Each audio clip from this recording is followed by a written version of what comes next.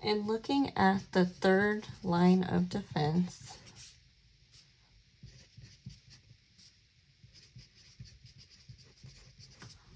we look at this as the body providing us the long-term protection against microbes in the body.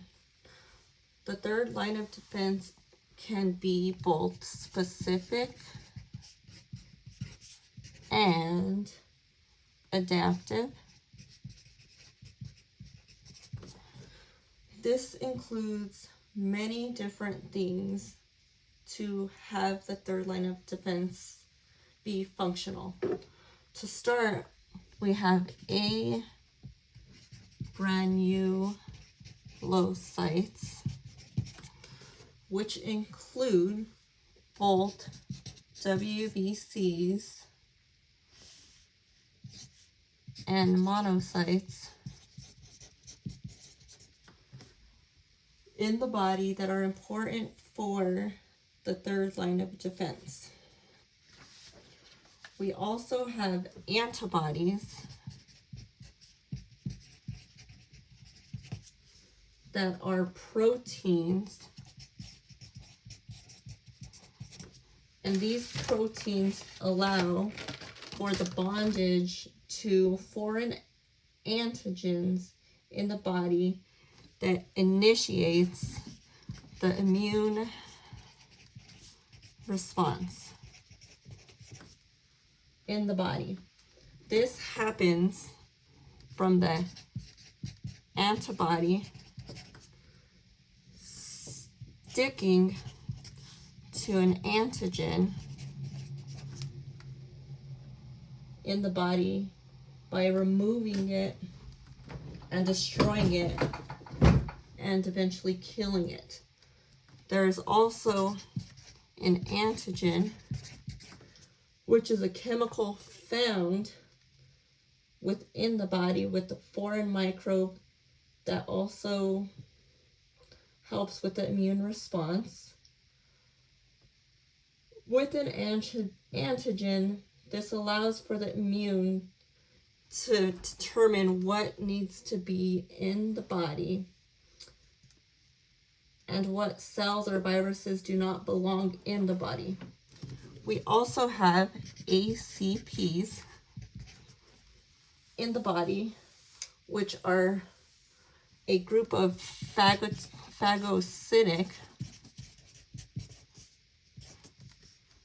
cells that engulf and destroy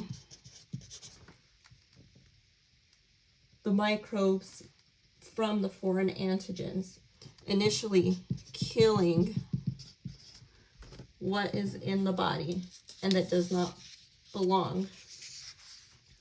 We also have B cells that are types of white blood cells that help to make antibodies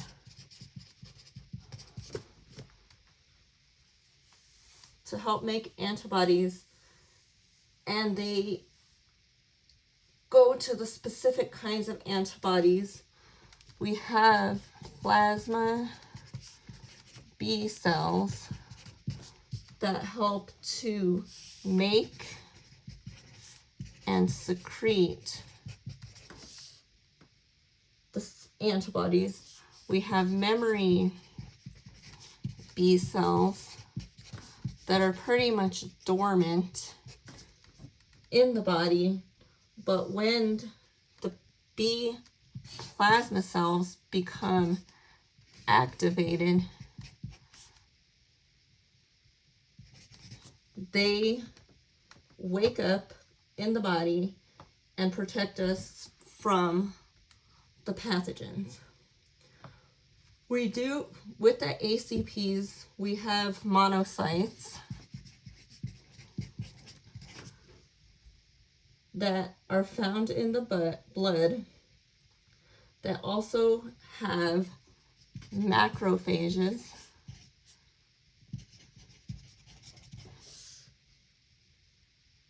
as well as dendritic cells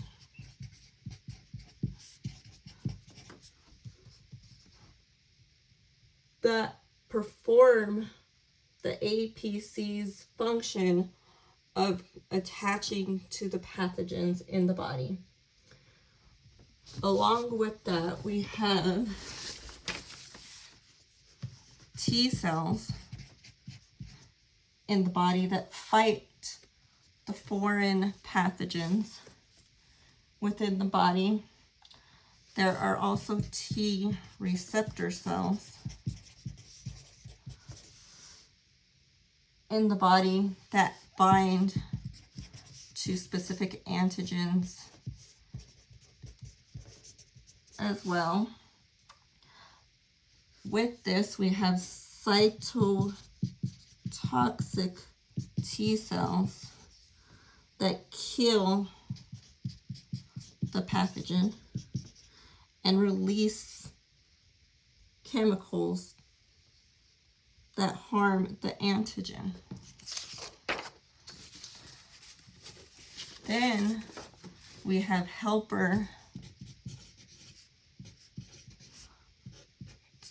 1T cells and helper 2T cells, and the helper 1 T cells allow for the activation of the other immune cells to be detected to come and destroy the pathogen, and the helper T cells help to recognize the antigen. So this one goes to the pathogen, and this one is related to the antigen. When we go through this system, there's 4 steps. The first one includes the APCs, which is when the monocytes, macrophages, or phages, our dendritic cells, attach to the pathogen by eating them up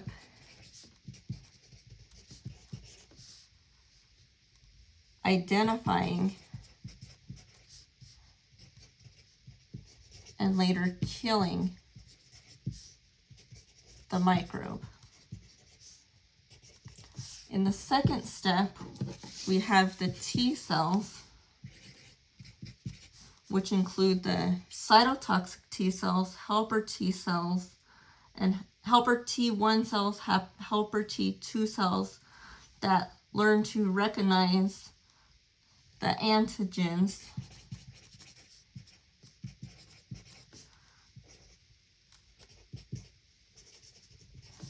from the APCs. Third, we have the B cells, which include again the plasma cells and memory cells.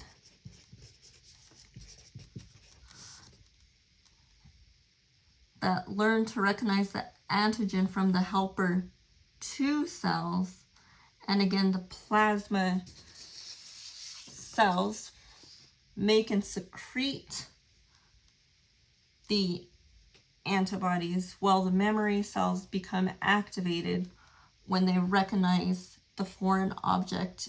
Like if you had the chicken pox in the past, it'll know to fight the antibodies for the